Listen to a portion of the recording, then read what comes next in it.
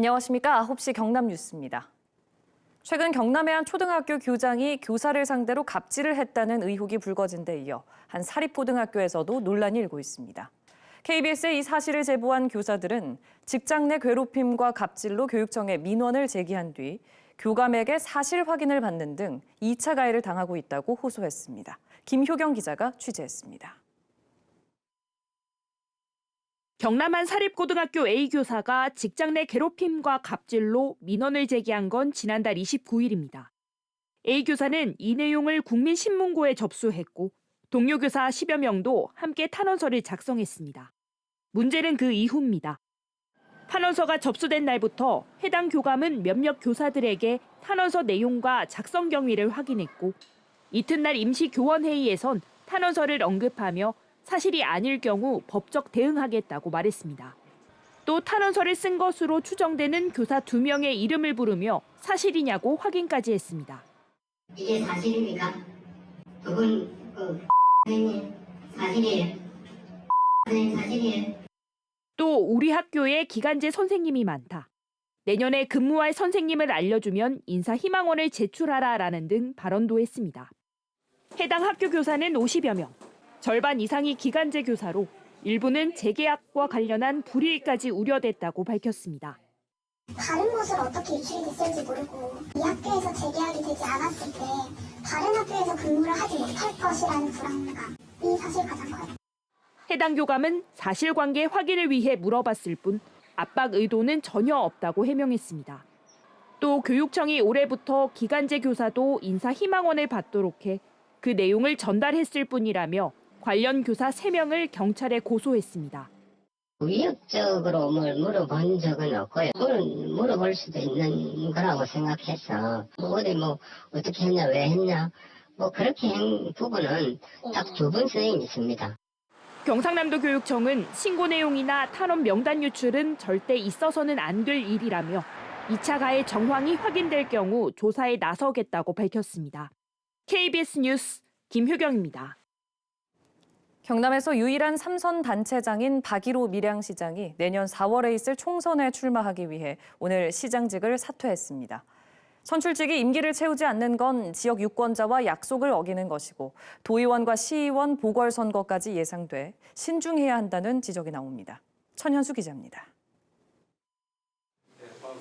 삼선의 박일호 밀양시장이 전격 사퇴했습니다. 지난해 7월 민선 8기 시작 1년 반 만입니다. 임기 2년 반을 남겨뒀던 박 시장은 사퇴와 함께 내년 밀양, 의령, 함안, 창녕 국회의원 선거에 출마를 선언했습니다. 내년 4월 보궐선거까지 넉 달여 기간 밀양시정은 부시장 권한 대행 체제입니다. 박 시장은 밀양 시민에게 중도 사퇴에 대해 양해를 구했습니다. 제 욕심으로 비추어질 수도 있으나 밀양, 창녕, 함안, 의령 지역의 발전을 위한 고심하고 또 호심한 어려운 결정이었습니다. 총선 출마를 위한 공직자의 사퇴 시한인 오는 12일을 앞두고 경남의 일부 선출직들도 거취를 고민한 것으로 알려졌습니다. 단체장의 중도 사퇴는 보궐선거로 이어집니다. 이 때문에 지방선거에 예비 주자들이 몰려있는 지방의회에도 직접적인 여파를 미치게 됩니다. 보궐선거가 줄줄이 이어지는 결과를 가져오기 때문입니다. 실제로 지난 4월 창녕군수 보궐선거에 도의원이 출마하며 군수와 도의원 보궐선거가 동시에 치러졌습니다. 2년 전 의령군수 재선거에서는 도의원과 군의원 보궐선거까지 3개 선거가 한꺼번에 치러졌습니다. 당시 선거 비용으로 창녕군에서 14억 5천만 원, 의령군에서 8억 7천만 원의 지방비가 들었습니다. 선출직이 중도 사퇴를 신중하게 결정해야 하는 이유입니다. 중도 사퇴를 하는 것은 본인이 제시한 공약을 저버리겠다는 것으로밖에 볼 수 없기 때문에 이것은 유권자들을 지역민을 무시하는 처사라고 보시면 될 것 같습니다. 여야 정당은 선출직이 다른 선거에 출마하기 위해 현직을 사퇴할 경우 공천에서 감점을 주도록 하고 있지만 현직의 중도 사퇴는 막지 못하고 있습니다. KBS 뉴스 천현수입니다. 경남 도립의료원 진주병원 땅 매입 예산을 최근 경상남도 의회가 부결하면서 사업 추진에 우려가 나옵니다. 특히 경남 서부권은 치료 가능 사망률이나 병상수 등 대부분의 의료 지표에서 여전히 취약한 것으로 나타나 공공의료 필요성이 강조되고 있습니다. 송현준 기자가 보도합니다. 경남 서부권에서 최종 치료가 가능한 종합병원은 경상국립대병원이 유일합니다. 하동군 유일종합병원은 2년 전 문을 닫았고 산청군은 보건의료원이 운영되고 있지만 응급환자 치료 등엔 역부족입니다. 노인성 농민들이 가장 많이 앓고 있는 허리, 관절 여기에 따른 전문적인 병원이 없고 의사가 없고 또 특히 그에 따른 입원실이 없다 보니까 응급환자가 발생했을 때 빠른 대처가 가장 걱정입니다. 300병상 이상 종합병원에 60분 안에 접근이 어려운 인구 비율은 함양 98.26%, 거창 99.41%, 남해 85.18% 등 진주를 제외한 서부 경남이 상대적으로 많습니다. 또 인구 1000명당 병상 수를 따졌더니 동부 경남 20.5개, 중부 경남 18.3개에 비해 서부 경남은 17.2개로 적습니다. 게다가 서부 경남은 의료급여 대상자가 많은 만큼 공공병원이 없어 의료를 받고 싶었지만 못 받은 비율이 8.2%로 중부 경남과 동부 경남보다 월등히 높습니다. 서부 경남의 65세 이상 고령 인구 비율은 31.2%로 동부 경남과 중부 경남에 비해 월등히 높습니다. 복합 만성 환자가 많다는 얘기인데요. 그래서 병상 수도 지금보다 훨씬 많아야 한다는 게 전문가들의 지적입니다. 특히 치료했다면 사망하지 않았을 치료 가능 사망률이 인구 10만 명당 거창권과 진주권이 각각 57.3명과 50.1명으로 김해권과 창원권보다 더 높은 이유가 바로 지역 간 의료 격차 때문입니다. 최종 치료를 할 수 있는 대형 의료기관이 사실 경상대병원 한 군데밖에 없고요. 나머지 중소병원들이 나름 열심히 하고 좋은 병원들은 맞는데 일단 한계가 있죠. 한국개발연구원 공공투자관리센터는 지난해 연구를 한 결과 서부 경남에 1,500에서 3,500병상이 더 필요하다고 밝혔습니다. KBS 뉴스 송현준입니다. 피해자 동의 없이도 형사공탁을 할 수 있게 한 새 제도가 곧 도입 1년을 맞습니다. KBS는 이른바 기습공탁 같은 새 제도의 문제점을 연속 보도로 꼼꼼히 짚었는데요. 오늘 사법부와 대검찰청, 변호사단체 등이 한자리에 모여 대안을 찾는 토론회가 서울에서 열렸습니다. 김소영 기자입니다. 2차 가해를 막고 피해 회복을 활성화한다는 취지로 도입된 형사공탁 특례. 가해자들의 부당한 감형 수단으로 악용된다는 비판이 잇따랐습니다. 형사공탁 특례가 피해자를 위한 제도로 정착할 수 있도록 대안을 모색하는 토론회가 열렸습니다.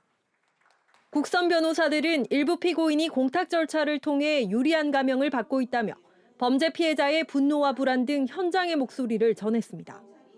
살인이나 성범죄의 경우 피해자 의사를 더 적극 고려하도록 양형 기준을 손질하고 공탁에 대해 보다 세부적인 기준이 필요하다고 지적했습니다.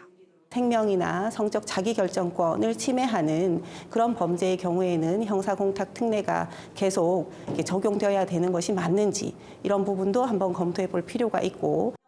검찰은 전직 조폭 두목이 3억 5천만 원을 공탁하고 4년을 감형받은 사례 등을 예로 들며 이른바 기습공탁의 문제점을 집중 제기했습니다. 부당 감형을 막기 위해 피해자 의사를 확인하는 절차를 제도로 보장해야 한다고 밝혔습니다. 엄중한 처벌을 원하는 경우가 있을 수 있고 법원은 이러한 피해자 의견을 확인하여 재판에 반영할 필요성이 있으나 현재는 이와 같은 절차가 보장되지 않으므로 피해자 의견을 확인하는 절차를. 현직 판사는 피해자 의사에 반한 공탁에 대한 명시적인 지침이 없다며 양형 기준 보완 필요성에 동의했습니다. 행사를 주최한 대한변협과 한국여성변호사회는 토론 내용을 바탕으로 제도 개선 방안을 법원 행정처에 건의하기로 했습니다. KBS 뉴스 김소영입니다.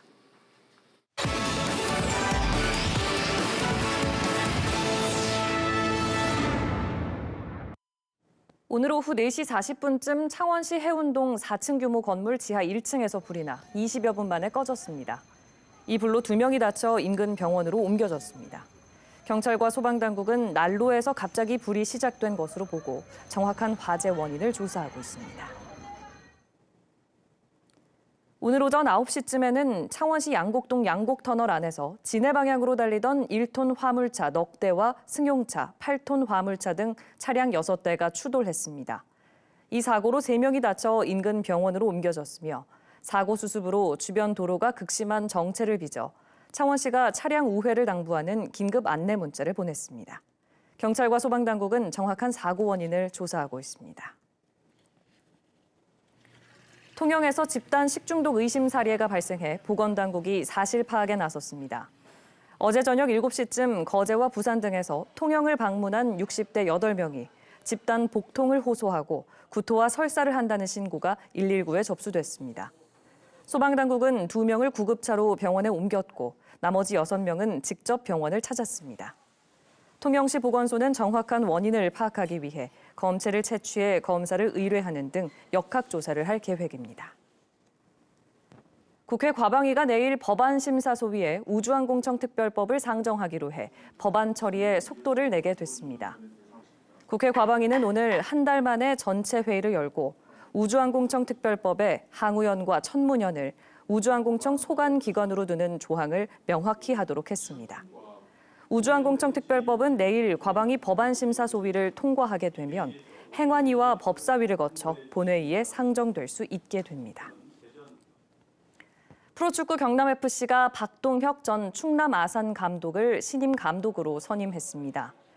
박동혁 감독은 2017년부터 7년 동안 K리그2 충남 아산FC의 코치와 감독을 지냈고 2018년 감독 첫 해 우승을 차지해 감독상을 받기도 했습니다.